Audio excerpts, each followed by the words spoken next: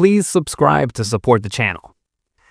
How can you look up at the night sky, see another galaxy with your bare eyes, and still have basically zero chance of ever going there?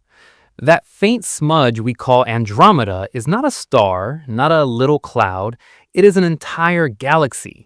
You can step outside, away from city lights, stare at a patch of darkness, and you are directly seeing the farthest object the human eye can normally detect, about 2.5 million light years away. No telescope, no special gear, just your eye, and a target so far that even saying the number almost does not help. So let's turn that into a distance you know, not just a sci-fi unit. A light year is how far light travels in 1 year, moving at the absolute speed limit of the universe, almost 300,000 kilometers every single second. Stack up those seconds for an entire year, and that is 1 light year. Multiply that distance by 2.5 million, and you get a gap of around 24 billion kilometers. That is the straight line distance between you and that galaxy. Almost all of it is just thin, empty space, with a few stray particles in every cubic meter. Nothing you can use, nothing that makes the job easier. To get a feeling for that, compare it with something familiar. The distance from Earth to the Sun is about 150 million kilometers. You would have to line up that Earth-Sun distance more than 150,000 times in a row just to span the gap to Andromeda. Even if you had a ship that could cross the Earth-Sun distance in a single day, you would still need centuries of non-stop travel, repeating that jump again and again to get close. That is how far closest big galaxy really means. Now, here's the next problem. Andromeda itself is not a small target. It's a huge spiral galaxy, bigger than the Milky Way. It stretches roughly 260,000 light years from side to side. So even if you had some impossible ship that could fly at the speed of light, just moving from one edge of that galaxy to the other would take hundreds of thousands of years. That is the inside the parking lot travel time, after you've already done the 2.5 million light year trip just to reach the edge. Inside that disk, there are hundreds of billions of stars and vast clouds of gas, all spread out over that enormous span. So ask yourself, what does going to Andromeda even mean if the galaxy itself is that big and the distance to it is that extreme? You're not talking about visiting one object. You're trying to move from one whole star system cloud to another, with all the internal size of each galaxy still waiting for you on arrival. There's another catch, and this one is about time, not distance. When you look at Andromeda tonight, you're not seeing it as it is right now.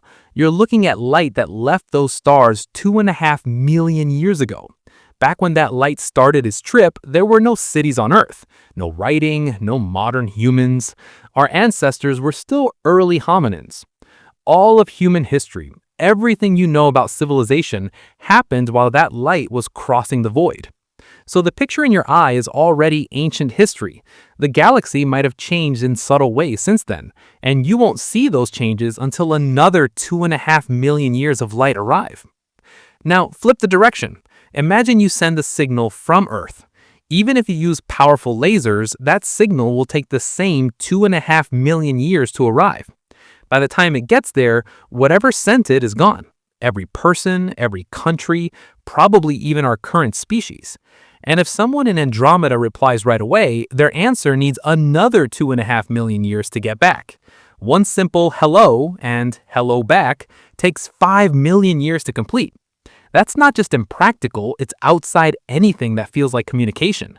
No coacher can plan around that kind of delay. No mission control can sit and wait for that response. So maybe you think, fine, we don't chat, we move. We send a ship or a swarm of ships. But here's the brutal truth.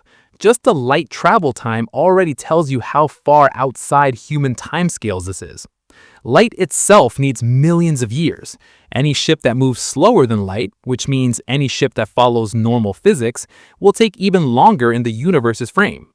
You're talking about travel times that make the entire lifespan of our species look like a short test run.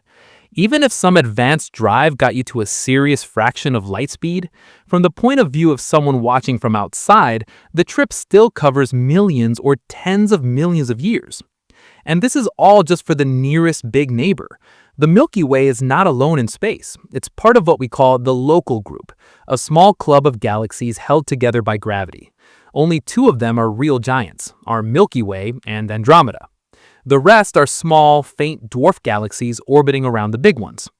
Andromeda is not the galaxy next door in the way you think about a nearby city. It's the next major island of matter in a mostly empty cosmic ocean. And the gap between the two main galaxies is most of what matters. Step back even more. Outside the local group, almost all other galaxies are much farther than Andromeda. Many of them are so distant that the expansion of the universe is already pulling them away faster than we could ever hope to chase, even in theory. If the easy intergalactic target already looks impossible, the rest of the universe is worse. You're not just failing to reach some faraway place, you're trapped inside a tiny bubble of galaxies, in a universe where distance and time win by default. So when you hear Andromeda is 2.5 million light years away, don't treat that just as a cool trivia fact. That one number already hides the real reason this dream is broken. The scale is set so high that even if you improve engines, even if you design better ships, you're always fighting those millions of light years, those millions of years of delay. For a technology that still looks like a ship flying through space, that alone is enough to keep Andromeda out of reach. But maybe you are thinking, sure, today our rockets are toys, but what about the fastest things we have ever built and the extreme concepts engineers are planning right now? Could those finally crush this distance problem? Here's the blunt question. If you throw our absolute fastest ships straight at Andromeda, do you actually get there, or do you just watch the clock of the universe run out before you arrive? Right now, the speed record for anything humans have ever built belongs to the Parker Solar Probe. At its peak, it tears around the sun at about 687,000 kilometers per hour, roughly 190 kilometers every second. That sounds insane. It is way beyond anything like a normal rocket. But in terms of light speed, it is tiny. It's only about 0.064% of light speed. So for every 1 kilometer light moves, this probe covers less than 1,000th of that distance. So what happens if you point that record-breaking probe at Andromeda and just let it go? No stops, no turns, just a straight shot. Light takes about 2.5 million years to cross the gap. Parker is around 0.00064 times as fast as light. That means it's roughly 1,500 times slower. So you take those 2.5 million years, multiply by more than 1,000, and you get a travel time of almost 4 billion years. 4 billion years of coasting through empty space for a single trip from here to there. To make that hit, compare it with life on Earth. Most estimates put the origin of life at maybe 3.5 to 4 billion years ago. So a Parker speed probe would need a time span on the same order as the entire history of life just to reach Andromeda once. Launch now, arrive when the Earth's surface, the continents, the atmosphere, maybe even the sun itself are completely different. By the time the probe gets there, the thing that launched it might not even exist as a star system in the same way. And that's the best we've actually flown. So you might say, fine, Parker is extreme, but what about the legendary Voyager probes, the ones people always talk about as leaving the solar system? How do those compare? Voyager 1 cruises at around 17 kilometers per second. That's still fast, around 60,000 kilometers per hour, but in light speed terms, it's almost nothing, roughly 0.006% of the speed of light. So it's about 10 times slower than Parker in terms of light speed fraction. Now, run the same logic. Light takes those 2.5 million years. Voyager is about 10,000 times slower than light. Multiply 2.5 million by 10,000, and now you're talking about more than 40 billion years to reach Andromeda. 40 plus billion years is not just a large number, it's bigger than the current age of the universe, which is about 13.8 billion years. In other words, if you had somehow launched Voyager 1 straight at Andromeda right after the Big Bang and just let it fly at its current speed, the entire universe would still not have lived long enough yet for it to arrive. The universe literally does not give you enough time to make that trip at those speeds. So maybe that sounds unfair, because these are old chemical rocket-based missions. You might think, look, serious engineers are already working on ideas that are way faster. Things like solar sails, laser-pushed sails, nuclear propulsion. Surely those can crush these numbers, right? Take solar sails and laser-driven sails. The idea is simple. You use light itself, or powerful lasers, to push on a thin, reflective sheet. Because you don't carry fuel, you can, in theory, keep accelerating for a long time. Ambitious near-term concepts, like the ones people talk about for interstellar probes, hope to reach maybe a few thousand kilometers per second in the best case. That's huge compared to Voyager, but it still sits below 1% of light speed in realistic designs. Let's be generous and imagine you actually hit a full 1% of light speed. Much better than anything we have today, and already insanely hard. Light takes 2.5 million years to Andromeda. At 1% of that speed, your ship is 100 times slower than light, so the journey stretches to roughly 250 million years. 250 million years ago, the dinosaurs were just getting started on Earth. That's the kind of timescale you're dealing with even after you push your technology way past the current record. And remember, most realistic proposals for the next century don't even reach that 1% mark. Many would sit at a fraction of a percent of light speed. That pushes the travel time back into the hundreds of millions or billions of years. These are not long missions in the normal sense. These are missions that need more time than complex life has had on our planet. So step back and look at the pattern. Our slow, long-lived probes, like Voyager, take longer than the age of the universe. Our fastest probe, Parker, still needs almost as much time as life on Earth has already had. Our future concepts, even the extreme ones engineers talk about with straight faces, cut the numbers down from tens of billions to hundreds of millions, but they never bring it anywhere near a timescale that fits a human lifespan or even the lifespan of a civilization. So this is the key point you have to accept. With hardware we actually know how to build, and even with hardware we can seriously sketch on a whiteboard, Andromeda is not just far away in distance, it's far away in time. It sits on the other side of time itself, from our point of view. You're trying to reach an object that is so distant that even at our wildest credible speeds, the universe ages and changes and passes through entire eras, while your ship is just crawling along the dark. So then, the next instinct is obvious. If speed is the killer, why not just go faster? Much faster. Push closer and closer to light speed itself and try to compress all those billions of years into something smaller. And if our engines can't do it now, can't we just imagine future engines that break the limit? Warp drives, hyperspace, something that lets us jump the queue and ignore all these ridiculous travel times. So if distance is the problem, why not just keep pushing the speed up, all the way to light speed and crush those ridiculous travel times? Here's the hard answer. The universe already set a speed limit and it's not negotiable. In empty space, light moves at about 300,000 kilometers every second. That number is not just a fun fact, it sits at the center of how space and time behave. In Einstein's special relativity, anything that has mass, even a tiny amount, needs more and more energy the faster it goes. As you push closer to light speed, the energy required doesn't just grow steadily, it blows up.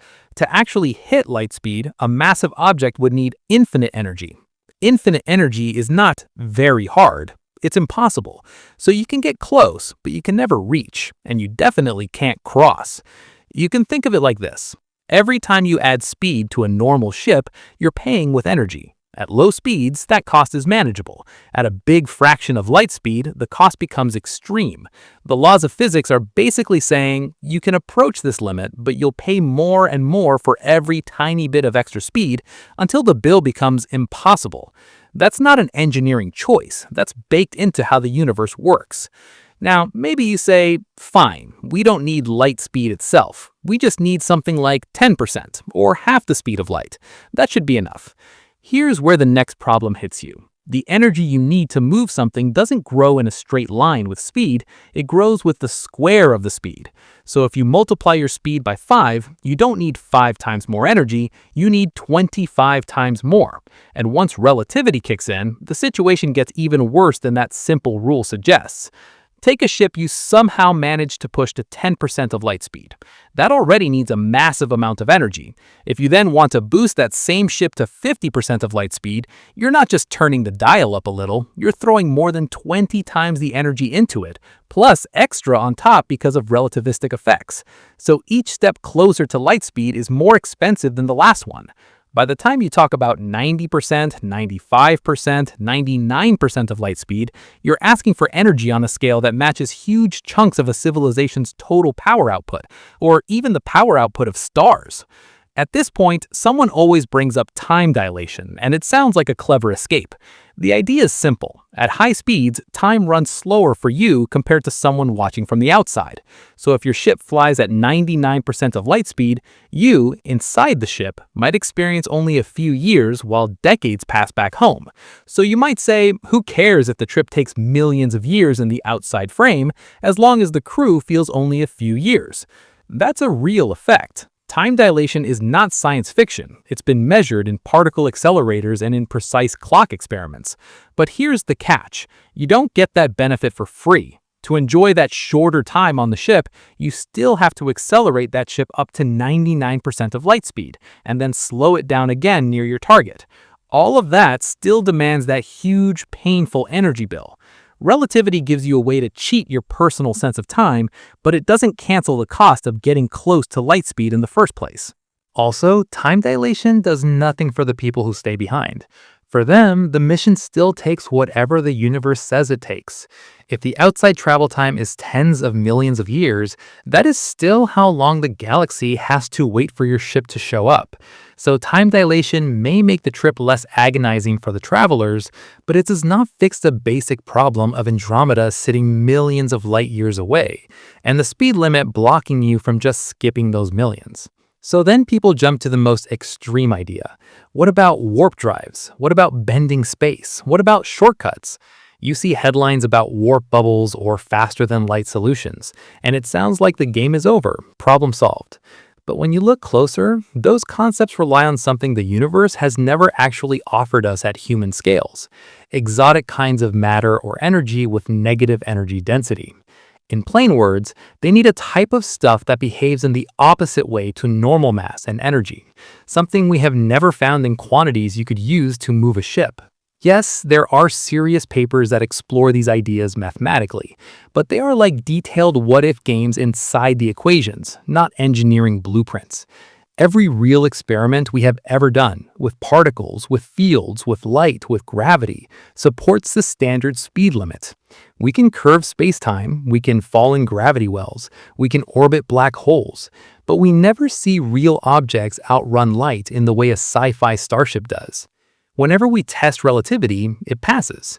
Whenever we look for ways around that limit, the physics slams the door. So stack this together.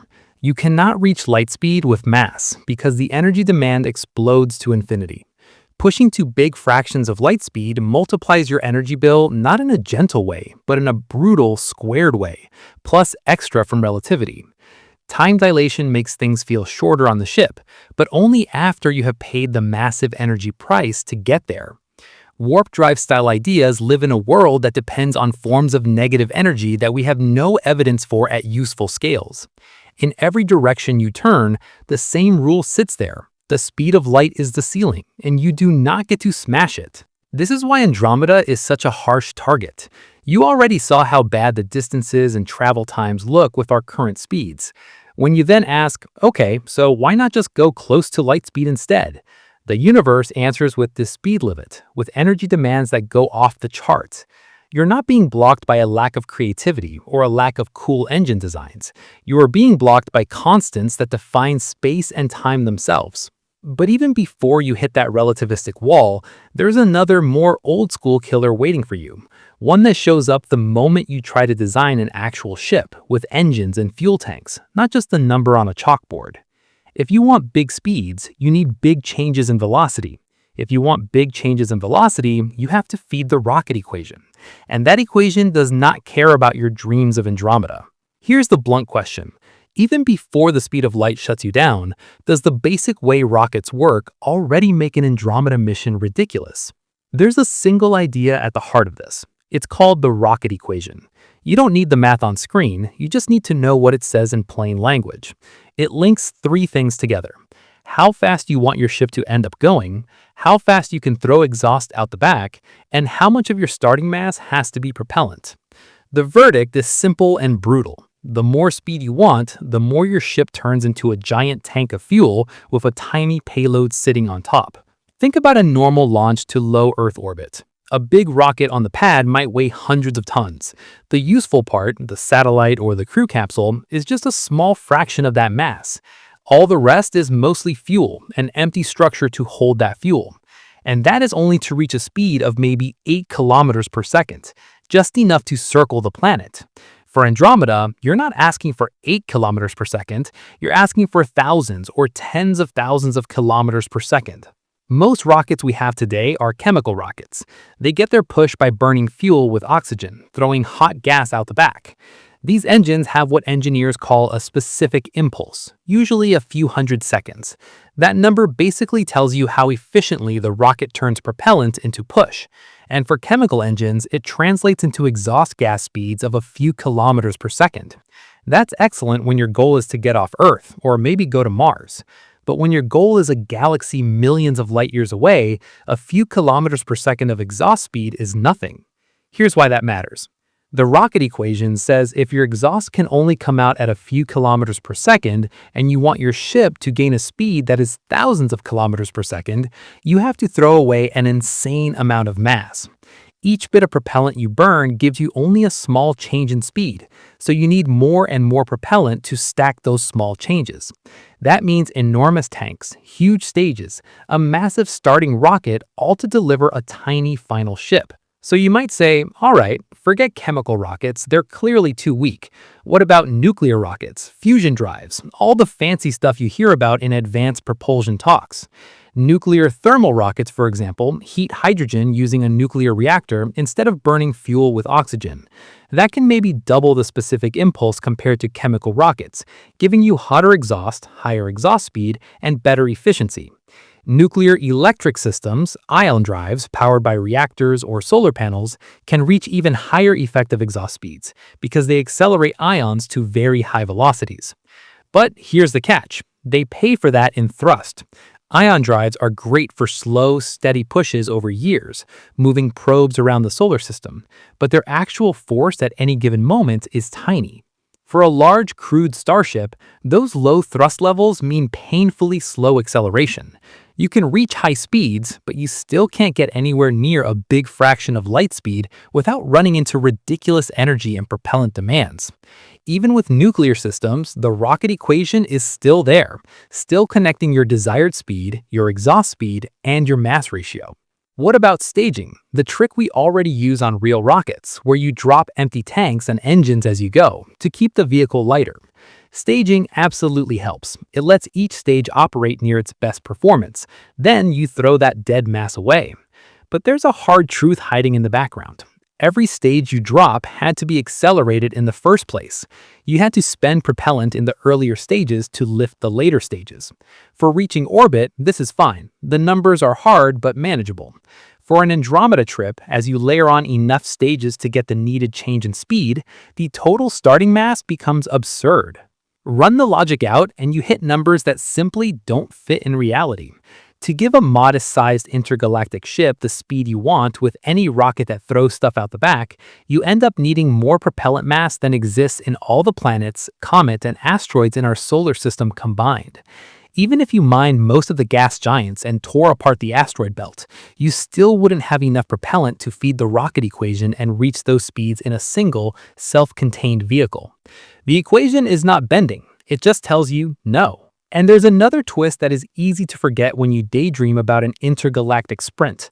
You don't just have to speed up, you also have to slow down.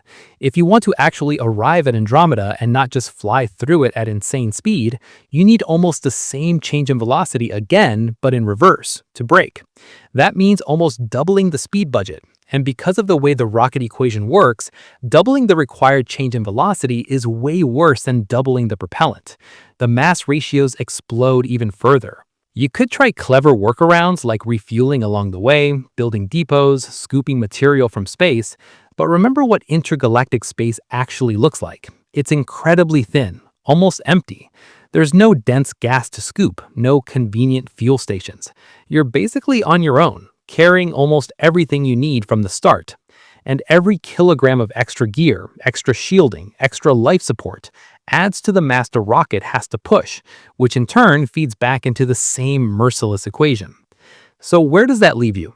Before you even hit the speed of light limit, before you even talk about time dilation or warp drives, the basic physics of rockets already crushes the idea of a straightforward, build a bigger ship and go mission to Andromeda. With the propulsion methods we understand, the more you try to reach those huge speeds, the more your design collapses into a mountain of fuel with a microscopic useful payload buried inside. And we haven't even talked yet about how much raw energy it would take to accelerate that gigantic mass to high speed, and what that means for an entire planet's power budget. Here's the next harsh question. Even if you somehow beat the rocket equation, can you actually afford the energy bill for a serious shot at Andromeda? Let's be generous and pick a ship that is small on cosmic scales, but big enough to be taken seriously. Picture a heavily shielded intergalactic arc with structure, life support, radiation shielding, engines, and maybe room for a small crew or a big robotic payload. Say the whole thing without fuel weighs about 1 billion kilograms. That sounds huge, but it is actually less mass than a medium-sized asteroid. For something that has to survive millions of years in deep space, that is a modest design. Now, aim for a speed that does not break physics, but is still aggressive. Take 10% of the speed of light. Light moves at about 300 million meters per second, so 10% of that is 30 million meters per second. That is the target cruising speed for this arc. Not half light speed, not 99%, just 1/10. The kinetic energy of a moving object grows with the square of its speed. In plain terms, if you double the speed, the energy goes up by 4. If you triple the speed, the energy goes up by 9. So when you talk about 30 million meters per second squared and then multiply by 1 billion kilograms of mass, you get a truly enormous number. When you work it out, the energy stored in that ship's motion at just 10% of light speed sits in the range of a few hundred billion joules. That is a 4 followed by 23 zeros in a unit that already measures quite a lot. That number on its own is meaningless, so scale it. Right now, all of human civilization, the entire planet, uses on the order of a few hundred billion joules of primary energy in a year. That includes burning coal and gas, running nuclear plants, using hydro, wind, solar, everything. When you compare the two, you find that accelerating that single billion-kilogram ship to 10% of light speed would cost something like several hundred years of our current total global energy use, if you could somehow divert every watt of power on Earth into that one task and do it without any losses. And remember, that is the ideal case. Real engines are never perfectly efficient. You always lose some energy to heat, to radiation, to waste. So in practice, the energy you need is higher again. Plus, this only covers the speeding up phase. If you actually want the ship to arrive at Andromeda and not flash straight through the galaxy at insane speed, you also need to slow it down at the other end. That means you have to pay a second energy bill of similar size, either using onboard fuel or some external braking method that somehow pushes back against that motion. So the realistic budget is closer to 1,000 years of total planetary energy use for one ship on one-way mission. Now think about what it means to actually produce and handle that kind of power. If you tried to run the acceleration near Earth or even somewhere in the solar system, you would be dumping crazy amounts of energy into some propulsion system. That energy doesn't just disappear neatly. It comes out as waste heat, intense radiation, and mechanical stress on your structures. You would need huge radiators to dump the heat, gigantic magnetic fields or shielding to handle particle beams or fusion plasmas, and massive, robust structures to hold it all together. Run that wrong, and you're not just heating a lab, you're heating parts of the solar system. You would be building power plants and beam arrays and fuel processing systems on a scale that rivals planetary engineering projects. You might have to surround the sun with collectors or cover planets and moons with power stations just to feed this one mission. The environmental impact report for that doesn't look like a local pollution problem. It looks like a complete redesign of how our entire civilization uses energy.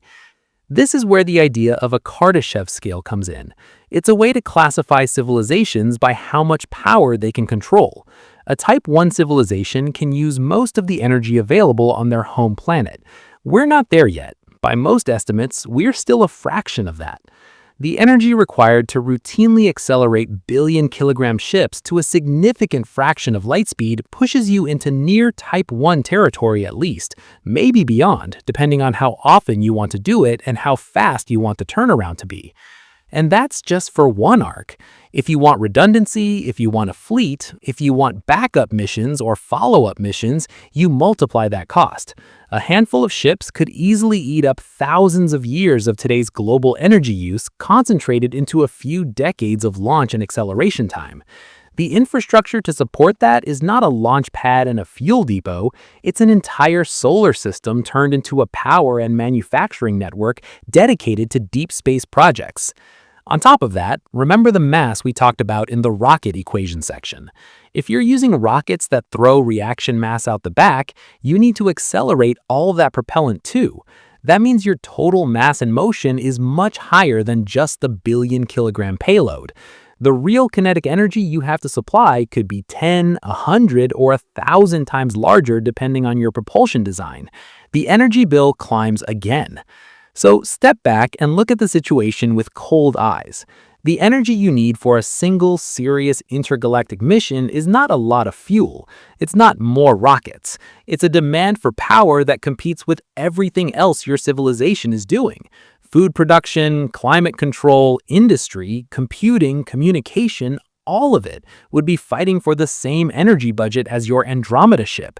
To make the mission possible, you either crank up your total power use by a huge factor, or you shut down big parts of your economy and society to feed the ship instead.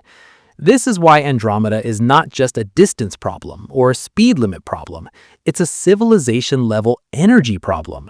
To treat intergalactic travel as something you can actually do, you first have to become the kind of civilization that can casually handle energy flows at that scale for long periods and survive the side effects. And here's the punch in the gut. Even if you somehow get that energy, even if you somehow build the infrastructure and pay the bill, you still haven't done the full job.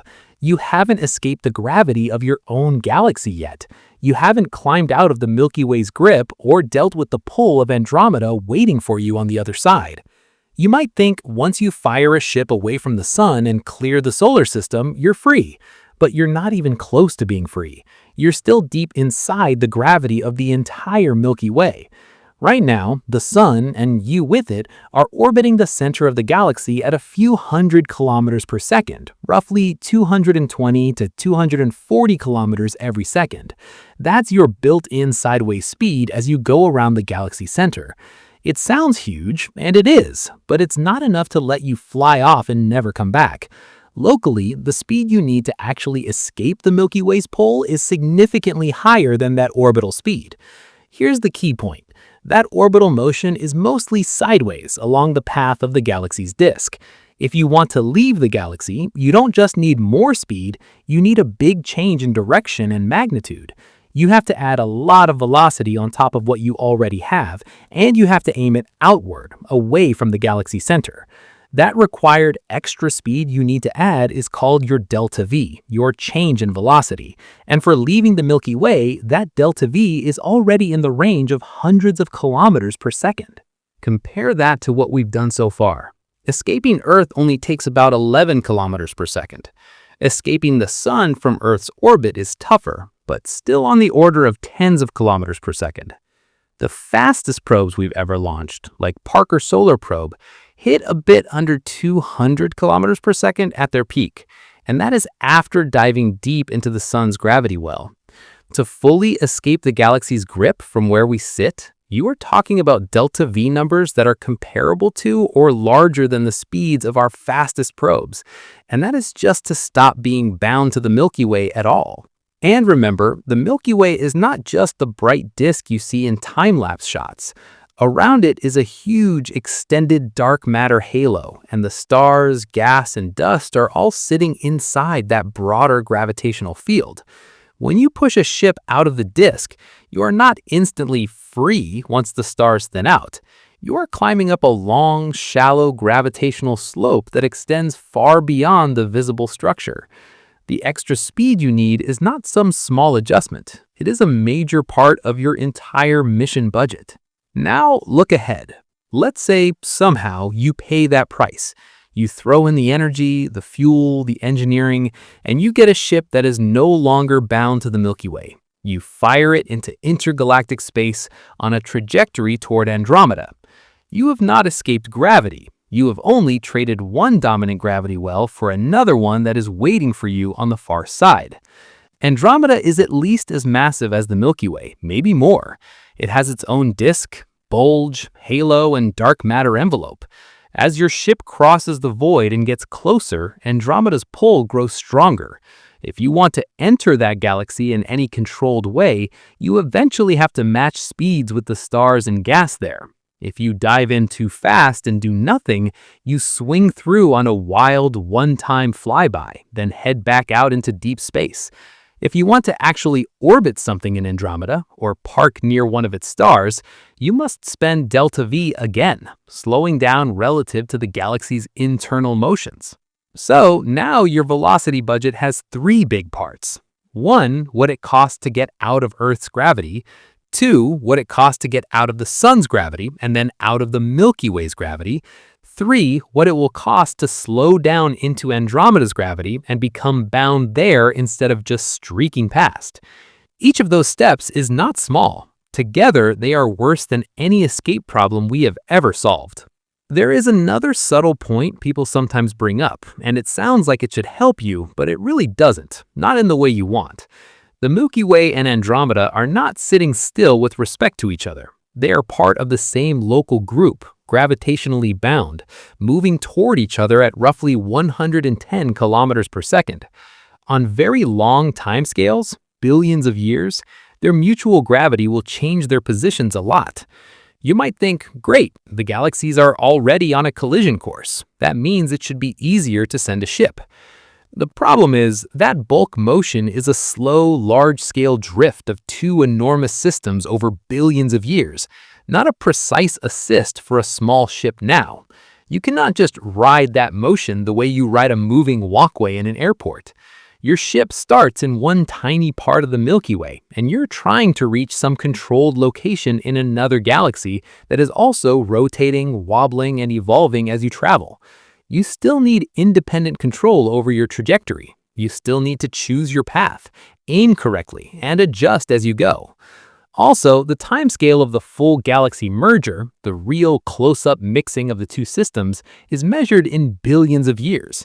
Any mission you launch now will live its entire operational life long before that merger completes, long before the distance between the Milky Way and Andromeda naturally collapses. So the fact that the galaxies are drifting toward each other is almost irrelevant for an engineered mission. It is background motion, not a free ride. In delta V terms, this all adds up to a simple conclusion. Just leaving the galaxy is already a more demanding task than anything we have ever done. Escaping Earth is one step. Escaping the Sun is a bigger step. Escaping the Milky Way, then matching speeds with another galaxy, is on a completely different level. The numbers you need for that are high enough that you cannot simply scale up current rockets or even near-term engines. You are in a regime where every extra kilometer per second you want is painfully expensive. And notice where we are in the story. You are still just talking about orbits and gravity. You have not yet dealt with what happens once you're out between the galaxies.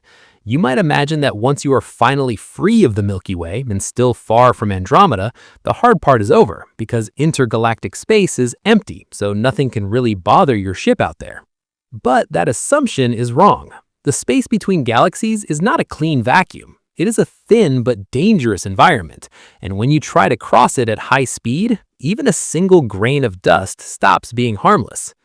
How can space that is almost completely empty still be one of the most dangerous environments you could ever try to cross? When people hear intergalactic space, they imagine clean vacuum, a pure nothing between galaxies. That sounds safe. No planets to hit, no thick gas clouds, no traffic. But the real situation is different. The space between galaxies is extremely thin, yes, but it's not perfect vacuum. On average, you might have a few atoms in every cubic meter. That sounds like nothing, but remember, your ship is not traveling a few meters. It is trying to move across millions of light years. Over that kind of distance, a tiny number of particles per cubic meter adds up to a lot of matter slamming into you. On top of those lonely atoms, you also have dust grains and micrometeoroids. These are little bits of solid material, much smaller than a grain of sand, scattered through space. Inside galaxies, we see plenty of this stuff. Outside galaxies, in the halos and filaments of the cosmic web, you still get traces of it. At low speeds, these particles are a nuisance. At a serious fraction of light speed, they are a direct threat to the survival of your ship. Take a ship moving at 10% of light speed. That's about 30 million meters every second. Now think about a tiny dust grain, maybe 100 micrometers across, hitting your hull head-on at that speed. The energy in that impact is not like a gentle tap. It is on the level of a small explosive going off in one spot on your ship. The grain vaporizes, part of your hull vaporizes. Shock waves propagate through the surrounding material, and you get a tiny crater, plus a burst of radiation from the high-speed collision. You might say, okay, a small crater, who cares? The hull can take a few hits. But on an intergalactic trip, you don't get a few hits. You get years, centuries, or longer of constant exposure. Each particle impact damages your shielding a little. Over long enough time, the front of your ship gets eaten away. At higher speeds, like half the speed of light, the story gets worse. Even individual atoms in the gas ahead of you carry huge kinetic energy relative to the ship. When they hit your shielding, they don't just bounce off. They smash into nuclei in the material, break them apart, and generate showers of secondary particles. This process, called spallation, turns your shield into a source of extra radiation inside the ship. Now you face a trade-off that is very hard to win. You can try to solve the problem with brute force by adding thick shielding on the front of the ship. That might mean several meters of dense material or advanced layered structures designed to spread out and absorb impacts. But every bit of extra shielding adds mass. As soon as you add mass, your rocket equation and your energy budget get worse. You need more propellant, more energy, more power just to push that heavy shield up to speed. The better you protect the ship, the harder it becomes to accelerate it in the first place. If you go the other direction and keep the ship light with thin shielding, you help your propulsion, but you get a different problem. The hull will wear down faster, and each serious dust grain impact has a higher chance of punching through something important. Light, flimsy ships may be easier to accelerate, but they are also easier to shred. Heavy, well-protected ships survive hits better, but they are incredibly hard to push to a useful fraction of light speed. You are stuck between speed and survival. What about detection and active avoidance? Could you just spot the dangerous particles ahead of time and dodge them? At normal spacecraft speeds, you can do some of that. You can track rocks, debris, even dust clouds, and adjust your path hours or days in advance. At a significant fraction of light speed, the situation is completely different. Imagine you are moving at 10% of light speed.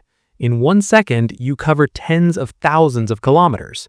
If you want to detect a micron-sized particle in your path and move out of the way, you need to see it when it is still thousands of kilometers ahead of you, and then respond almost instantly. But your sensors are limited by light speed too. The signal from the particle has to travel to your detectors. Then your systems have to process that signal, decide on a maneuver, and fire thrusters or magnetic deflectors. For tiny particles, the reflection of light or other signals is very weak, so you may not even see them until they are very close. That shrinks your reaction window to microseconds or less, and in that time you cannot meaningfully shift a massive, fast ship. At some point, detect and dodge stops being a realistic strategy, and you're left with passive shielding and hope.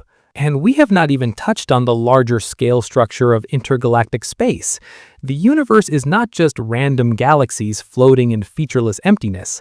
Matter forms a cosmic web, long filaments and sheets of gas and dark matter connecting big clusters and groups. Around galaxies like the Milky Way and Andromeda, there are extended halos of hot gas stretching far beyond the visible disks. Between these structures, you have the so-called warm-hot intergalactic medium, gas at temperatures of hundreds of thousands to millions of degrees, spread at low densities over large volumes. When you plan a path from the Milky Way to Andromeda, you're not drawing a line through pure vacuum. You're choosing a route through this web. Some paths might pass through slightly denser gas, some through thinner regions, but you never get zero. Over millions of light years, even a small average density means your ship will plow through a significant total mass. Each interaction with that mass, each dust grain, each denser clump, each stretch of warmer gas hits your shielding and your systems with energy. So crossing intergalactic space at high speed is less like gliding through a clean void and more like enduring a very long, slow, high-energy bombardment. Your hull erodes, your shielding heats up, your materials accumulate damage, and your electronics get hit by repeated radiation spikes from impacts and particle showers. Over mission times of millions or tens of millions of years, those constant small risks multiply. Even if you start with perfect engineering, the probability that nothing critical fails steadily drops. Combine that with everything you already saw. Distance sets crazy travel times. The speed of light sets a hard upper limit. The rocket equation punishes you for chasing high speeds. The energy bill for accelerating a serious ship is beyond our current civilization. On top of all that, the environment you have to cross is actively trying to break your vehicle down for the entire duration of the mission. And there is still one more layer of slow damage waiting for you out there, not from dust grains, but from invisible high-energy particles and background light, constantly hitting your ship and anything living or electronic inside it. If the dust doesn't get you quickly, the radiation tries to get you slowly. How do you keep a ship and anything living inside it alive for millions of years when the universe itself is constantly firing high-energy bullets through every square centimeter of space? Out between the stars, and especially between galaxies, you are never in a safe, quiet zone. You are bathing in cosmic rays all the time. These are high-energy particles, mostly protons and heavier atomic nuclei, coming from violent events, supernova explosions, active black holes, shock waves, and intergalactic gas. Around Earth, our atmosphere and magnetic field block or deflect most of them, so you only see a small fraction at the surface. Take those shields away, stay in deep space for long enough, and even what looks like a modest radiation level becomes deadly. For a short mission to the Moon or Mars, you worry about months, maybe a few years of exposure, and that is already a problem for human health. Now imagine your Andromeda mission, where the travel time, even with very optimistic speeds, is millions or tens of millions of years in the outside frame. Over that span, cosmic rays just keep coming, one after another. Each one deposits energy in tissue, breaks chemical bonds, damages DNA, and raises cancer risk. Even with strong shielding, you don't get to zero exposure. Over enough time, the total dose becomes enormous. For a biological crew, that's a slow kill. And it gets worse when you remember the speed you want to travel at. Once your ship is moving at a big fraction of light speed, relativity changes how you see the outside universe. From your point of view on the ship, the radiation coming from the direction you are moving into gets compressed into a forward cone. The energies of those particles go up, their wavelengths shift, and the intensities increase. This effect, called relativistic beaming, means that the front of your vessel, the part facing your destination, becomes the surface that takes the full force of all that boosted radiation. So now your problem isn't just that there are cosmic rays everywhere, it's that your own motion concentrates them into a harder, more dangerous beam in front of you. The faster you go, the more severe this concentration becomes.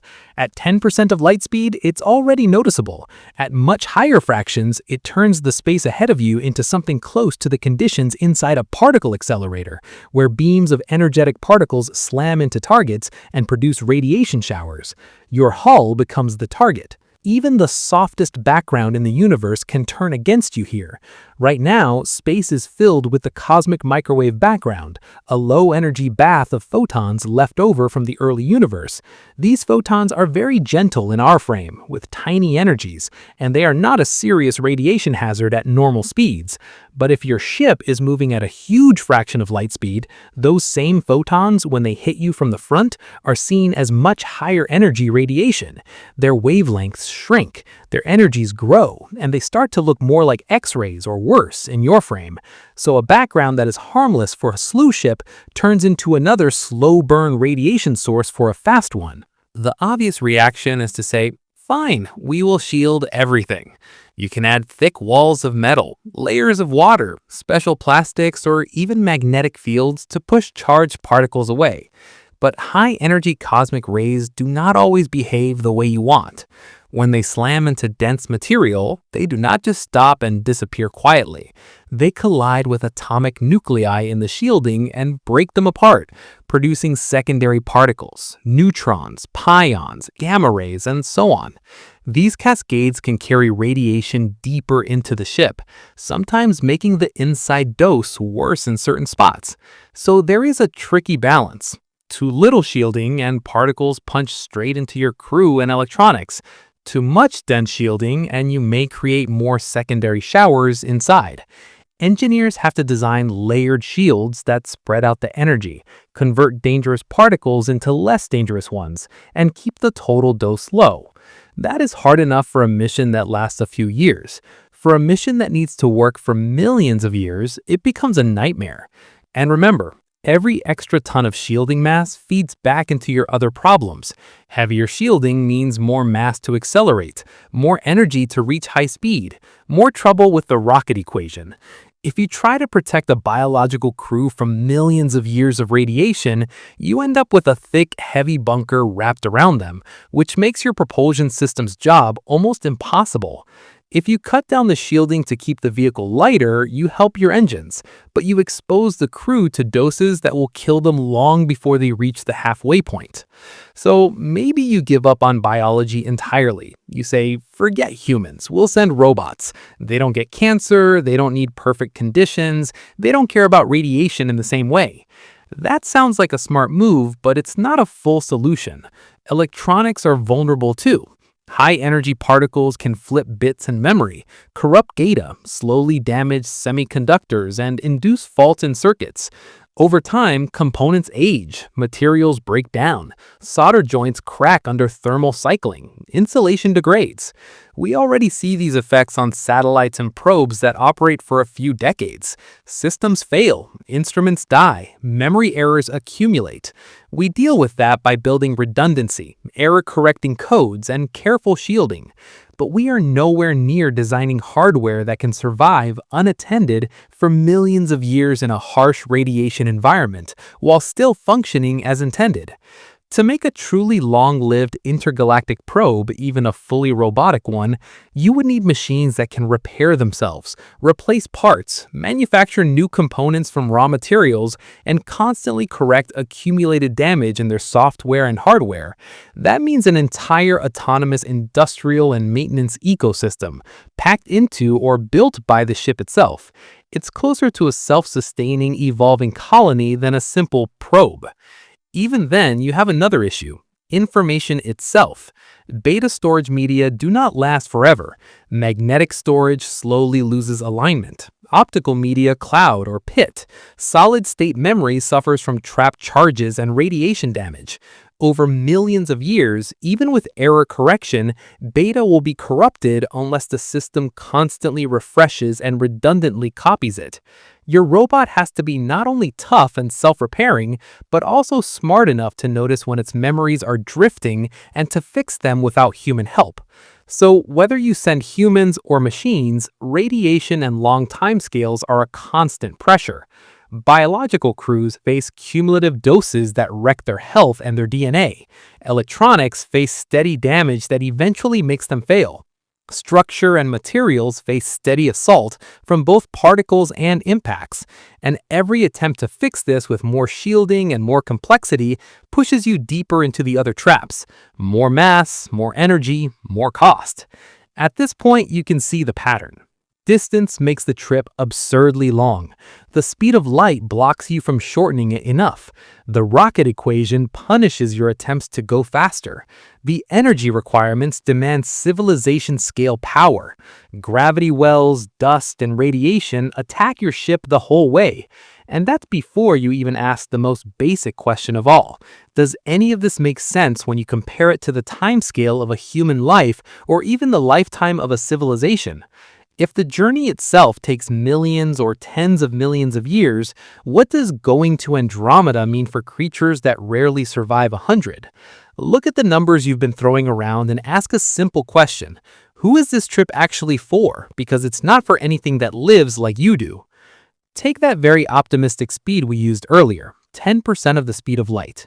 That's way beyond anything we can build now. It's already deep into wild future tech territory. Light takes about 2.5 million years to get from Andromeda to here. If your ship only goes 1/10 as fast as light, then in the frame of the galaxies, the trip takes 10 times longer than the light needs. So instead of 2.5 million years, now you're looking at roughly 25 million years of travel time. 25 million years is not just a big number. It sits way outside the entire human story. All of recorded human history, everything you can point to as civilization, fits into maybe 10,000 years, from the earliest writing to today. Agriculture, settled farming life is only around 12,000 years old. 25 million years is more than 2,000 times that. You're trying to run one single project continuously for a span of time that is thousands of times longer than everything humans have ever done with cities, writing, and states. Think about what happens to planets and stars on that kind of timescale. In 25 million years on Earth, continents move, tectonic plates slide, mountain ranges rise and erode, ocean currents change, climate swings through natural cycles that can turn forests into deserts and back again. Entire families of animals appear and disappear. If you look at fossils from 25 million years ago, you see a world that is clearly related to ours, but with different species, arrangements of land, and climate patterns. You're asking a mission to stay coherent across multiple geological ages. Stretch this out even more. On longer scales, hundreds of millions of years to billions of years, stars slowly change how much energy they put out. The sun itself brightens over time. Orbits can shift slightly. The background conditions in your home system and in the target galaxy are slowly drifting. So the arrival environment your ship sees in Andromeda might not match the one you planned for at launch. Not just because technology changes, but because nature itself has moved on. People sometimes try to patch this by talking about generation ships. The idea is you launch a big habitat with a crew, they live and die on board, their children take over, then their children, and so on, over centuries or millennia. That is already an extreme concept just for reaching nearby stars inside our own galaxy, where the travel time might be a few hundred or a few thousand years at best. Even in those shorter scenarios, you run into brutal questions. How do you keep the society stable? How do you prevent violence, collapse, or loss of technical knowledge? How do you make sure that the 50th generation still cares about a destination chosen by people who died centuries ago? Now, try to scale that from thousands of years to tens of millions of years. You're not dealing with a handful of generations, you're dealing with hundreds of thousands of generations of people. Cultures can transform completely in just a few hundred years on Earth. Languages split and merge. On a ship that runs for millions of years, the original mission will quickly turn into legend, then into myth, then maybe vanish completely. The descendants of the original crew might not only stop caring about Andromeda, they might not even know what Andromeda is, or that they are on a ship. You can try to imagine strict control systems, frozen command structures, or heavy use of propaganda to keep everyone focused, but the timescale is still insane. Any closed human society that lasts that long will change, no matter what you do. New ideologies will appear. Power struggles will happen. You cannot assume a neat, obedient line of mission-focused generations stretching from launch to arrival, over 25 million years. So maybe you say, fine, humans do not last, cultures do not last, let's remove them from the critical path. Let's make the ship guided and maintained by artificial intelligence, long-lived machines that do not get bored, do not start revolutions, and do not forget their mission. That sounds like it should fix the problem, but it just moves it. Software and hardware do not magically stay perfect forever. Code has bugs. Over long periods, tiny errors in memory can flip bits, slowly changing instructions and data. Radiation adds more bit flips on top. Storage media wear out, connectors corrode, lubricants dry. Even if you design the ship with redundancy and error correction, across millions of years, the chance that some critical failure builds up somewhere goes up and up.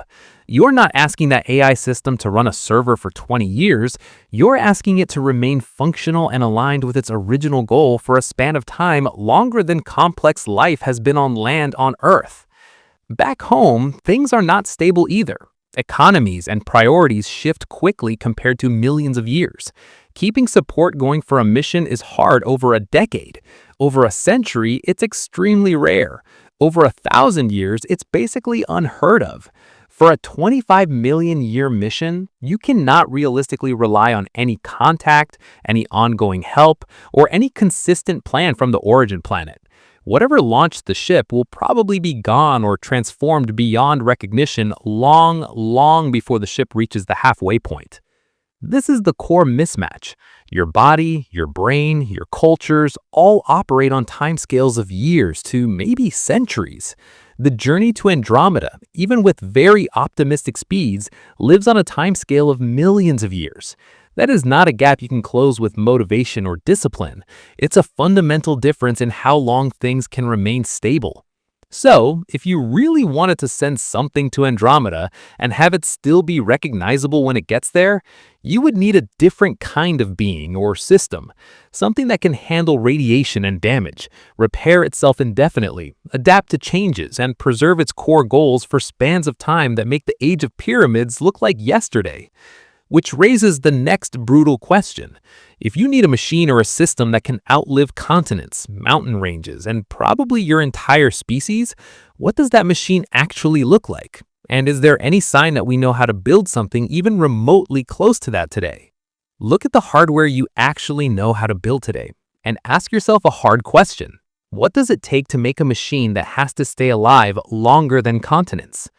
Everything we build has a lifetime. Your phone lasts a few years before it feels slow or breaks. Cars maybe push a couple of decades with care. Satellites are usually designed for 5, 10, maybe 20 years before their fuel runs out or their systems fail.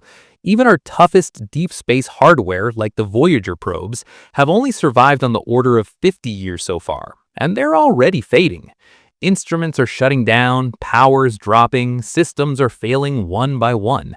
Now, compare that to what an Andromeda mission demands. Hardware that can keep operating or keep repairing itself not for decades, but for millions of years. The environment you're putting that machine into is not friendly. Out there, the ship is constantly hit by small particles and radiation. Micrometeoroids tap the hull again and again. Each impact is tiny, but every one leaves a little damage. Radiation slowly alters the structure of materials, displacing atoms, creating defects. The ship also experiences thermal cycling. heating and cooling as systems switch on and off, as shields absorb energy and radiators dump heat. Over long stretches of time, that constant expansion and contraction can crack joints, weaken welds, and fatigue metals and composites. You might design for redundancy. You might overbuild structures.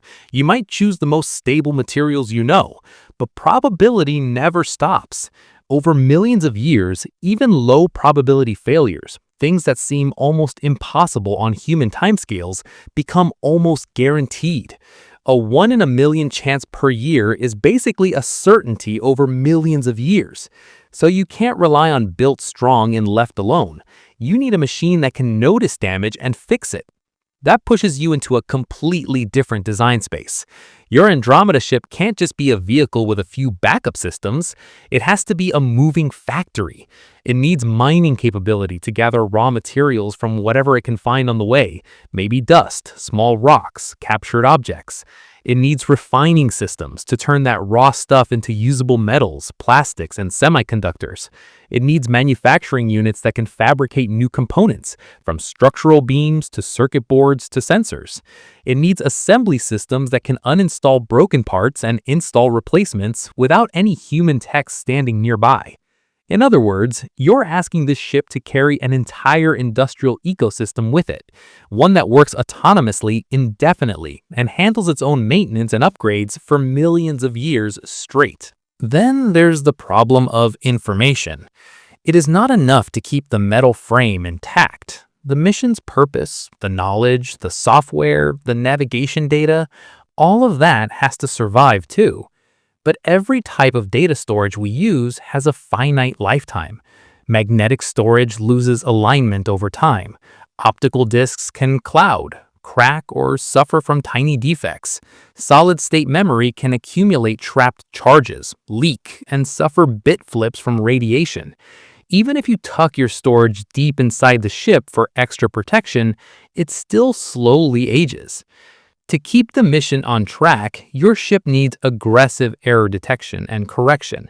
It has to constantly read, verify, and refresh its data, copying from one medium to another, repairing corrupted sections before they spread. It probably needs many redundant copies of its core instructions, spread across different systems, so that one local failure does not wipe out the mission logic. In effect, you are designing a self-replicating data architecture where the information about the ship and its goals is always being checked and rewritten so we can survive. If that process ever stops, drift and corruption take over. All of this has to happen in a closed system that you cannot easily monitor or patch from the outside. Back on Earth, if a spacecraft glitches, you can sometimes upload new software, send a workaround, or adjust operations. For an Andromeda mission, after a relatively short time, realistic contact is gone. The outbound signals become weaker. The round-trip delay turns into millions of years, and whatever's happening on the ship has to be handled locally. There's no tech support line for a probe halfway to another galaxy. Look at the benchmarks you actually have. The oldest human-made objects that still function as intended are not millions of years old. They are centuries old at most, like some clocks, buildings, or mechanical devices that have been carefully maintained. Planetary rovers like Curiosity and Perseverance are incredible machines, but they're designed for years to maybe a couple of decades of operation in harsh environments, not for geological ages. Even then, they gradually wear down. Wheels crack, joints stiffen, instruments degrade. So when you say, let's send something to Andromeda, you are not just asking for advanced engineering. You are asking for a leap from devices measured in years and decades to devices measured in millions of years. You're asking for structures that don't just resist damage, but constantly heal it. You're asking for robots that are not repair tasks, but repair ecosystems. You're asking for information systems that can keep their core meaning intact while everything around them changes and erodes. And there's a subtle, dark edge to this. A machine that can repair itself, rewrite its software, rebuild its own hardware, and adapt over millions of years is not going to be static. It will evolve in a broad sense. Parts will be redesigned. Code will be refactored. New patterns will emerge as it learns to survive. You have to somehow make sure that through all of that change, the original mission, go to Andromeda and do this specific thing, is still recognizable and still a priority. That is not just an engineering job. It's a control problem that stretches over deep time. At this point, giant intergalactic arcs start to look completely out of scale with anything we understand. So the natural next move people suggest is, okay, stop thinking about giant ships. Stop thinking about billion-kilogram arcs. Shrink everything down, fire tiny, smart probes with huge lasers, let them sprint across space at a big chunk of light speed, and you avoid half the problems, right? This is where ideas like breakthrough starshot come in.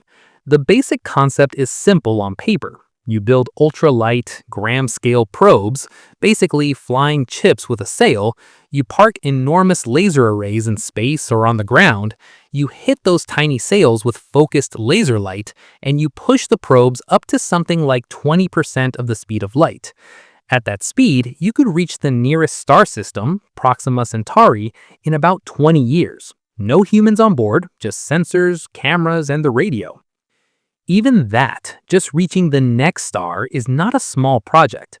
To get a single gram mass sail up to 20% light speed in a few minutes, you need lasers with power in the gigawatt range, maybe even more, firing in perfect synchrony. You need precision optics that span kilometers, maybe thousands of kilometers, to keep the beam tightly focused on that tiny sail while it accelerates. You need guidance to keep the sail pointed exactly right, or the whole probe spins out and burns up. And you're still only going 4 light years across, inside our own galaxy. Now scale that to Andromeda. The problem is not just that the distance is bigger. The physics of light itself fights you. Laser beams spread out with distance. They don't stay perfectly narrow forever. That spreading, diffraction, is a basic property of waves. For a nearby star, you can keep the beam on target for a short acceleration phase, then shut the lasers off and let the probe coast most of the way. But if you start talking about millions of light years, there is no way to keep a laser beam tightly locked onto a sail across that gap. The beam would spread and weaken so much that it becomes useless long before you've given the probe anything close to the speed you'd need. So you're stuck with the same basic pattern as the near-star version. All the real acceleration happens close to home, over a relatively small distance where you can keep the laser focused. After that, the probe just coasts, with no more push. That might be okay. You could still, in theory, get to some fraction of light speed, but the limit on how much speed you can give before the beam spreads, and the insane power cost of doing this at all, means Andromeda still ends up being a journey that takes tens of millions of years at best. And then there's the next issue. What happens when you arrive? Starshot-style probes are flyby missions. They don't slow down at the other end. They scream through the target system at a huge fraction of light speed, grab as much data as they can in a few hours, and then they're gone. For Proxima, that might be okay. You get a snapshot of a nearby planet or star, then you're finished. For Andromeda, that means you wait 10 or 20 million years for your probe to get there, and then you get a tiny burst of data as it zips past some random region, and then it races off into deep space forever. If you want to stop in Andromeda, now you need some way to decelerate. But you don't have a giant laser array waiting on the far side to hit the sail from ahead and slow it down. You don't have an easy way to throw mass out the back for braking because the whole point of the tiny probe is that it carries almost no propellant. Concepts like magnetic sails braking against interstellar gas could help a bit, but the intergalactic medium is so thin that the effect is extremely weak. Deceleration for a gram-scale probe arriving at Andromeda is basically an unsolved problem. Even if you accept the flyby, you still have to get the data home. A gram-scale probe has almost no power. It might have a tiny battery, maybe a miniature radioisotope source, some very small transmitter. Now put that transmitter 2.5 million light years away and ask it to send a signal back to Earth. The strength of a signal drops dramatically with distance. By the time that faint whisper of radio or laser lights spreads over that gigantic volume, it's unimaginably weak when it reaches our detectors. To receive it, you would need massive arrays of telescopes or antennas on our side, running for decades or centuries just to catch that tiny flicker of information. The probe itself would need incredible efficiency to push any signal out at all. And remember, whatever data it sends will still take 2.5 million years to get back to us. So you wait maybe 10 or 20 million years for the probe to arrive, you get a brief burst of measurements, then you wait another 2.5 million years for that data to crawl back across the gap. All of this is assuming the probe even survives. A wafer-thin sail and gram-level hardware are even more vulnerable to dust impacts, radiation, and erosion than a big armored ship. One unlucky collision with a dust grain at 20% light speed can completely destroy the probe. You can try to play the odds by launching thousands or millions of probes, but each one costs energy and infrastructure. And again, your whole payoff is a few hours of measurements from a tiny, uncontrolled flyby delivered millions of years after you launch. So when you look at these tiny, laser-pushed probes honestly, you see what they really are: an aggressive but plausible way to explore the space just outside our solar system. They barely scratch interstellar distances within our own galaxy. They are already engineering monsters to do that. They do not scale cleanly to "let's reach another galaxy." The distances punish you, the beam physics punish you, the communication limits punish you. This is why the Andromeda problem is so brutal. You have now tried both extremes. Giant ships run into mass, energy, and longevity walls. Tiny probes run into beam, braking, and communication walls. Everything that looks even vaguely realistic in the next few centuries bottoms out at maybe we can touch a few nearby stars, and even that is hard. When you lift your eyes to another galaxy, you are not just pushing current ideas a bit further, you are leaving the entire plausible design space. And so you hit the final layer of this trap. Even if you solved all the propulsion problems, even if you built self-repairing machines and insane laser arrays, there is something else happening on the largest scales. The universe itself is stretching, and over time, it is actually taking most galaxies away from you forever. The door to almost everything beyond our little group is slowly closing. Here's the part nobody likes to think about. Even if you solve ships, fuel, energy, and shielding, the large-scale universe itself is slowly taking almost everything away from you. Right now, you live inside a small group of galaxies called the local group. At the core, you've got the Milky Way and Andromeda, the two big spirals, plus a few dozen much smaller dwarf galaxies orbiting around them. All of this is held together by gravity. On these scales, the expansion of the universe does basically nothing. The mutual pull of the galaxies wins, they stay bound, they orbit, they interact. Step outside that small group and the picture flips. Most other galaxies in the universe are not bound to us. They are far enough away that the overall expansion of space dominates.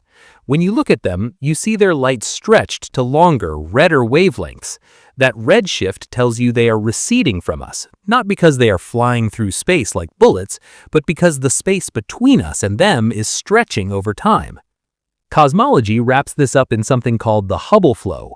On large scales, every distant galaxy is getting farther from every other, on average. The farther away it is, the faster it recedes in these expanding space coordinates. Crucially, beyond a certain distance, that recession speed can be greater than the speed of light. That does not break relativity because nothing is locally outrunning light in its own neighborhood. It's the grid of space itself that is stretching, and the galaxies are mostly just sitting in their local patches carried along. For you, as someone dreaming of starships, that detail matters in one brutal way. You cannot outrun this expansion with any normal ship. You can move fast relative to your local patch of space, you can head toward a nearby galaxy group, but you cannot cancel the fact that beyond some distance, the rate at which space is stretching between you and a distant galaxy beats any speed you can physically reach. The target simply keeps sliding away in the large-scale coordinates faster than you can chase it. Now push this story forward in time. The universe is not just expanding, the expansion is accelerating, driven by whatever dark energy is. As that goes on, more and more distant galaxies cross a kind of horizon. Beyond that horizon, light they emit now will never reach us, no matter how long you wait. Their signals are effectively cut off forever. They do not disappear instantly, but over billions of years, their light fades from view as new light fails to make it to us. In the very far future, only the galaxies that are gravitationally bound to us now will still be visible and reachable. Everything else, no matter how tempting it looks in pictures, is drifting into permanent separation. No rocket, no warp-like stunt that respects real physics can cross that gap once the expansion has pushed a region past your event horizon. This is why Andromeda is such a special case.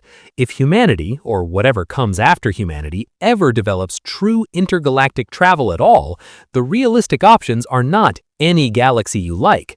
The only serious targets are the galaxies in your own bound group, and among those, Andromeda is the main one. It is the single large spiral outside the Milky Way that still shares your long-term patch of spacetime.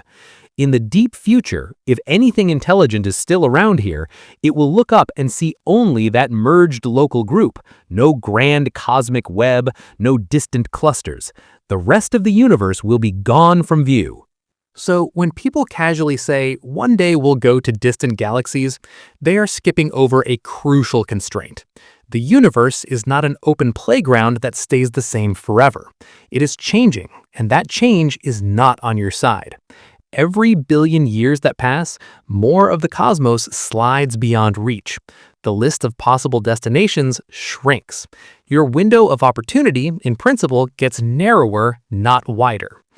Put everything together and you get a clear but harsh picture. On local scales, gravity dominates, and traveling between planets and maybe nearby stars is at least a physical possibility, even if it is extremely hard. On big scales, expansion dominates, and most galaxies are separating from you faster and faster, locking in the fact that you will never visit them, never send probes that arrive while anyone connected to you is still around, never get return signals from them outside of what their light is already telling you. That is why Andromeda keeps coming back in this story. It is far away. It is brutally hard to reach. Almost every physical and engineering barrier we've talked about slams into it. But it also sits in the last neighborhood that is not getting ripped away by cosmic expansion. If there is any galaxy beyond the Milky Way that could ever matter to us in a direct physical way, it is that one. So now you hit a strange twist. On one hand, Andromeda is almost impossibly far. On the other hand, it is part of the same bound structure we are in, and cosmic expansion is not going to separate us. In fact, the long-term future is even weirder than that, because the relative motion of the galaxies means Andromeda is not just sitting at a fixed distance. Over billions of years, it is actually moving toward us. That sounds like it should be good news, like the universe is going to deliver this unreachable galaxy to your doorstep. But when you look at the timescales and what actually happens during that encounter, you realize that even this good news does almost nothing to fix the dream of you actually going there. Here's the twist. The galaxy you dream about reaching is already on its way toward you, and it still doesn't really save you. Right now, Andromeda is not standing still. It is moving toward the Milky Way at roughly 110 kilometers per second. Every second, the gap between the two galaxies shrinks by that much. That sounds fast, but remember, the starting distance is about 2.5 million light years, so the timescale for anything dramatic is huge. Early simulations suggested that in roughly 4 to 5 billion years, the Milky Way and Andromeda would have a close, almost head-on encounter and start a pretty direct merger. More recent work, using better measurements of Andromeda's sideways motion, shows the situation is more complicated. A simple, clean collision is less certain, and the full mixing of the two systems may stretch closer to around 10 billion years. Either way, the key point is this. On very long timescales, gravity will do what rockets cannot. You do not need an engine to carry stars from one galaxy into the other. The mutual gravitational pull slowly bends their paths, brings the galaxies closer, and eventually mixes their contents. Over billions of years, stars that started in the Milky Way will end up in orbits that pass through what used to be Andromeda's region, and vice versa. On that scale, the distinction between here and there becomes blurry. Galaxies merge, and a new, larger, combined system forms. So you might think, great, problem solved. I don't need to go to Andromeda. Andromeda comes to me. But look at the clock you're dealing with. 4 to 5 billion years for the first major encounter, up to 10 billion years for the full relaxed merger. Our species has existed for maybe a few 100,000 years. Our civilizations, with writing and cities, cover only the last few thousand years. Expecting anything recognizably human to still be around in its current form after billions of years is not realistic. And there's another very strict deadline built into this story. The Sun. Our star is roughly in the middle of its life as a stable main sequence star. In about 5 billion years, give or take, it will exhaust enough of its hydrogen fuel that it leaves that stable phase and swells into a red giant. When that happens, the Sun's outer layers expand dramatically, its luminosity rises, and the inner solar system changes completely. Earth is likely to be baked, stripped, or even swallowed. Whatever the exact details, the surface conditions we rely on will almost certainly be destroyed. Put those timelines side by side, the first strong encounter with Andromeda is in the range of a few to several billion years. The Sun's red giant phase starts in about 5 billion years. By the time the galaxies are fully mixed, Earth as a habitable world is probably gone. Humanity, at least in its current biological and current environment, is very unlikely to still be here watching the show from the same ground. Also, the collision you see in simulations is not the Hollywood version. This is not two solid disks slamming into each other, blowing stars apart like shrapnel. On the scale of stars, galaxies are mostly empty space. When the Milky Way and Andromeda pass through each other, almost all individual stars will miss each other. Star-star collisions are rare. What actually happens is more subtle. The gravitational fields of the two galaxies distort each other. Orbits are stretched and twisted. Gas clouds get compressed in some regions, triggering bursts of star formation. Over a few passes and several billion years, the nice spiral structures are smeared out, and you get a bigger, more chaotic galaxy, maybe an elliptical or disturbed disk, depending on details. So, this future merger is not a convenient way for you to hop over and visit Andromeda. It's a very slow reshuffling of which stars orbit where and what the combined system looks like. There is no moment where you say, "We have arrived in Andromeda," because the whole concept of separate Milky Way and Andromeda stops making sense. They dissolve into one larger object. The labels become historical, not physical. From the point of view of someone alive today or in the next few thousand years, the only realistic way you're ever in Andromeda is not by building a ship and traveling there, but by waiting absurd spans of time, letting gravity gradually fuse the two galaxies, and accepting that whatever observers exist then will not be us in any meaningful sense. The galaxy comes to us, but on timescales that completely ignore human lifetimes and even the lifetime of our planet as we know it. So, if gravity will eventually mix the galaxies anyway, and rockets cannot bridge the gap on human timescales, where does that leave all the advanced drive ideas people like to throw around? Fusion rockets, antimatter engines, huge light sails, all the stuff that sounds like it should be the big fix. If even those realistic but extreme future engines slam into the same wall when you scale them up to Andromeda, then you're not just dealing with a lack of technology, you're staring at the limits of physics as we understand it. So after all of that, you might still be thinking, come on, we're talking about future tech here. Fusion engines, antimatter, huge light sails, that has to change the game, right? Let's go through them one by one and watch how they help a bit, but never enough to turn Andromeda into anything but a fantasy on human timescales. Start with fusion drives. Fusion is what powers the sun, smashing light nuclei together and releasing huge amounts of energy. If you could build a rocket that uses fusion reactions directly, you could throw exhaust out the back at speeds of thousands, maybe tens of thousands kilometers per second. That's a big step up from the few kilometers per second you get with chemical rockets.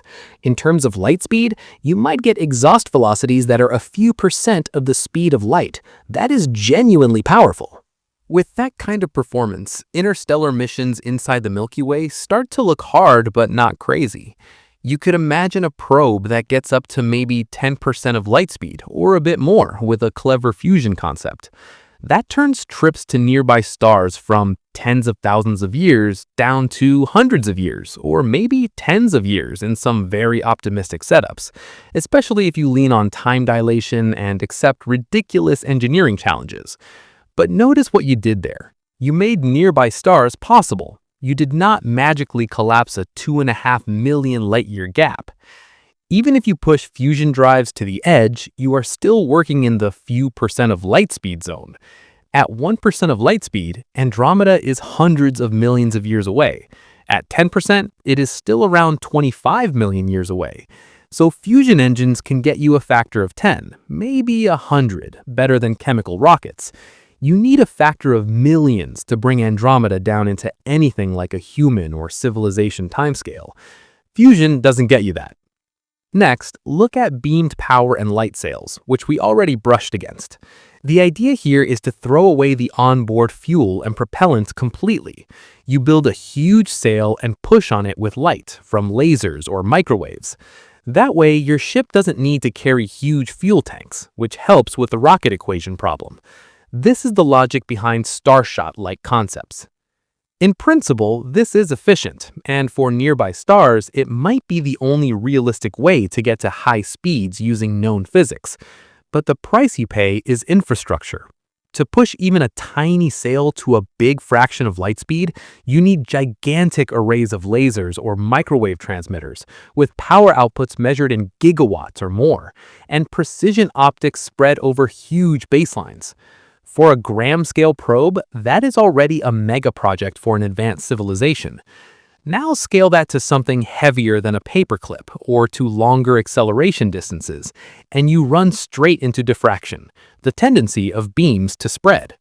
Physics says that no matter how good your optics are, a beam of light cannot stay perfectly tight forever. Over long enough distances, it widens. For interstellar runs, you can accelerate close to home, then shut the beam off. For intergalactic runs, you would love to keep pushing for much longer, but the beam simply spreads too much. The sail stops feeling a strong push long before you've stacked up the insane speeds Andromeda would require. So beamed sails are great for no fuel on the ship, and they help for stars a few light years away. But for millions of light years, they are blocked by basic wave physics. You can't keep a laser locked and focused on a target across that gap with any optics we know how to build or even dream about realistically. What about antimatter, the favorite of every sci-fi setting that wants an ultimate engine? Antimatter has the highest known energy density because when matter and antimatter meet, almost all of their mass turns into energy. In theory, if you could store and use antimatter safely, you could build rockets with ridiculous performance, far beyond chemical, beyond fission, maybe even beyond some fusion setups. The problem is, we do not live in that in-theory world. Right now, we can make antimatter only in tiny amounts, nanograms, in big particle accelerators, and it takes more energy to make it than you ever get back from using it. Storing even micrograms is a serious challenge because antimatter annihilates with normal matter on contact. You need perfect magnetic traps, perfect vacuum, and total stability. A leak or a failure is not just a little pop, it is a concentrated explosion. Scaling that up to grams or kilograms of antimatter for a real engine is not just an engineering headache, it's a fundamental safety nightmare. Even if we jump way ahead and pretend we solved production and storage, the big picture doesn't change much. Antimatter gives you a fantastic energy source, but you still cannot break the speed of light. You still run into the same issues with kinetic energy growing with the square of velocity, the same time dilation trade-offs, the same need to accelerate and then decelerate. Antimatter might buy you another factor of 10 or 100 over fusion in effective performance, but again, you're not getting the factor of 10 million you would really need to make Andromeda a trip rather than a multi-million-year drift. Then there are ideas like magsails, which use big magnetic fields to interact with charged particles in the interstellar medium. In principle, you can use that interaction to accelerate by pushing off a flowing plasma, or to brake by letting the plasma slow you down. Inside a galaxy, where the interstellar medium is thin but still present, this could be a clever way to change speed without throwing away huge amounts of propellant. The catch is density. Interstellar space already has low-density plasma. Intergalactic space is much thinner. The number of charged particles per cubic meter drops so far that the braking or pushing effect becomes extremely weak. Over millions of light years, it might add up to something, but not enough to radically change your travel time.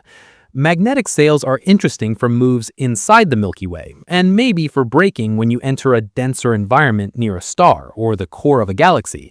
They do almost nothing for you in the ultra-thin regions between galaxies. So line them all up. Fusion, beamed sails, antimatter, magsails. Every one of these ideas, taken seriously by real physicists and engineers, can, in the best case, buy you a gain of 10, maybe 100, maybe if you are very generous, 1,000 over what chemical rockets can deliver. Inside our galaxy, that's a big deal. That's the difference between we never leave the solar system and we might, someday, send probes to nearby stars. But Andromeda doesn't demand a factor of 10 or 1,000. It demands a factor of millions over what we can realistically do. And that's the key point you have to accept.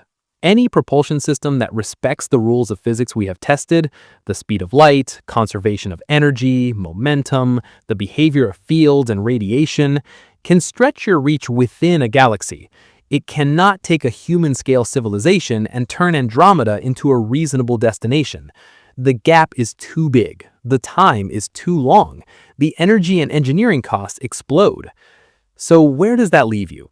You have tried to speed up. You have tried to build bigger ships. You have tried to shrink them. You have tried to bend space with advanced drives. You have seen that gravity itself will eventually mix the galaxies, but on timescales that ignore human life. And you have seen that cosmic expansion is steadily cutting off almost everything else anyway. So at this point, the honest question is not how do we get to Andromeda, it's what does it actually mean to reach Andromeda in a universe like this?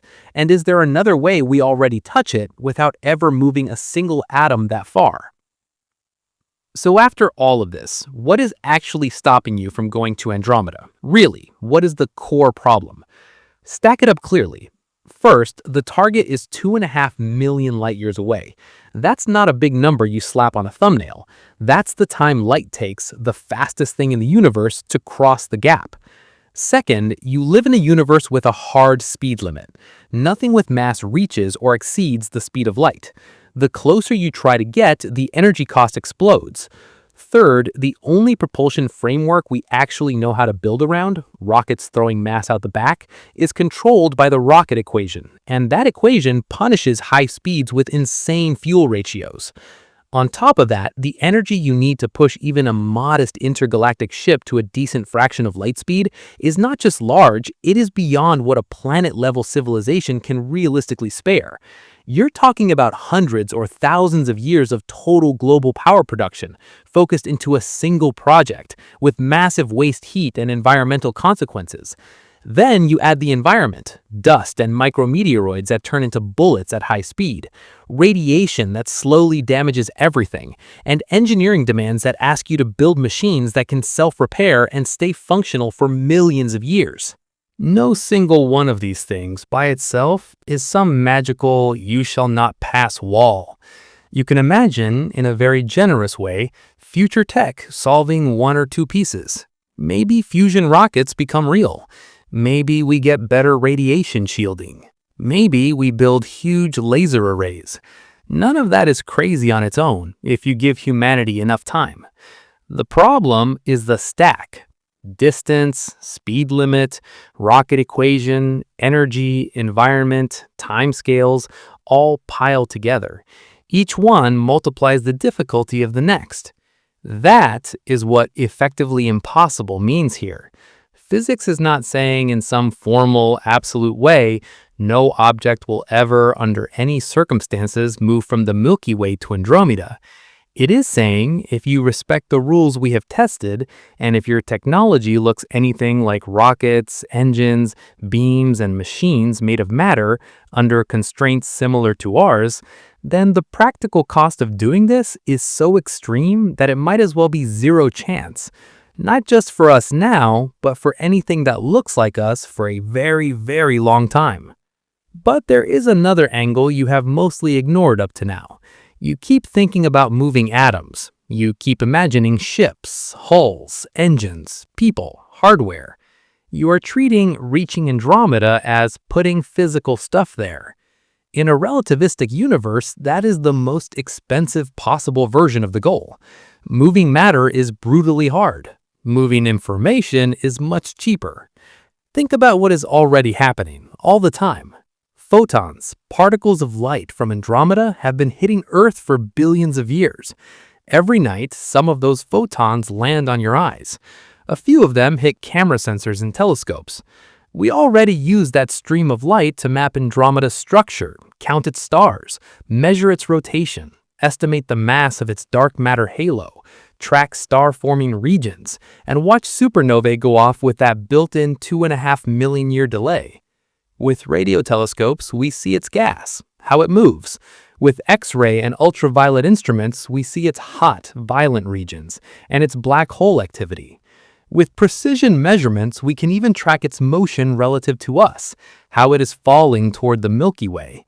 We turn tiny changes in light into a picture of an entire galaxy. No ship needed, no rocket equation, no million-year maintenance problem. From that point of view, you are already interacting with Andromeda in the best way physics allows. You are not moving humans there, but you are pulling information from there to here. You are learning about it, modeling it, simulating it.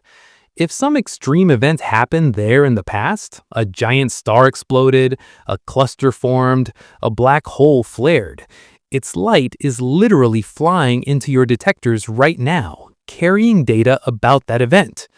This is the deep shift you have to accept. In a universe with a hard speed limit, information and matter are not equally easy to move. Information rides on light and radio waves. It obeys the same speed limit, but it is light. It is already at the top allowed speed, and it costs you almost nothing to send or receive compared to dragging a physical ship.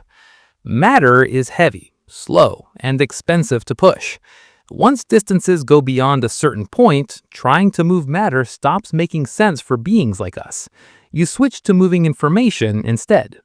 So when you ask, why can't we reach Andromeda? The honest answer is, you already do, just not the way your sci-fi trained brain expects. Your sensors reach it, your telescopes reach it, your models and your data analysis reach it.